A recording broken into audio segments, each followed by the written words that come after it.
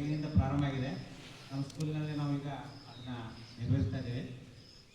ಈ ಯೋಗವನ್ನು ಪರಿಚಯಿಸಿಕೊಟ್ಟವರು ಭಾರತೀಯರು, ಪತಂಜಲಿ ಮಹರ್ಷಿ ಅಂತಕ್ಕಂಥ ಓರ್ವ ಶ್ರೇಷ್ಠ ಋಷಿಗಳು. ಈ ಯೋಗ ಅಂತಕ್ಕಂಥ ಪದ ಇದರ ಅರ್ಥ ಅಂದರೆ ಇಂದ್ರಿಯಗಳನ್ನು ಕೇಂದ್ರೀಕರಿಸುವುದು.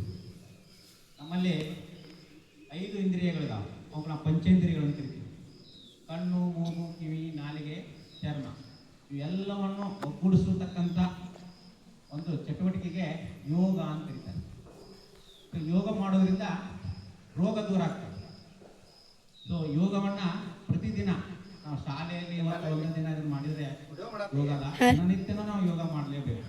ನಾವು ದಿನ ಒಂದು ಯೋಗನ ಮಾಡ್ತೀವಿ. ಯಾವುದಪ್ಪ ಅಂದರೆ ಮಲ್ಕೋತೇವಲ್ಲ, ಶವಾಸನ, ಇಲ್ಲೂ ಮಾಡಿ ತೋರಿಸ್ತೇವೆ ಈಗ ಅದನ್ನು. ಸೊ ಅದೇ ರೀತಿ ಒಳಗೆ ಅಚ್ಚುಕಟ್ಟಾಗಿ ಮಾಡಬೇಕು. ಎಲ್ಲ ಅವುಗಳನ್ನು ಮಾಡೋದ್ರಿಂದ ಯಾವುದೇ ರೋಗ ರುಜಿನಗಳು ಬರೋದಿಲ್ಲ. ಆರೋಗ್ಯಕವಾದಂಥ ಜೀವನವನ್ನು, ಆಯುಷ್ಯವನ್ನು ನಡೆಸಿಕೊಡ್ಬೋದು. ಅಂಥ ಯೋಗವನ್ನು ಇವತ್ತು ನಮ್ಮ ಶಾಲೆಯಲ್ಲಿ ನಿರ್ವಹಿಸ್ತಾ ಇದ್ದೇವೆ.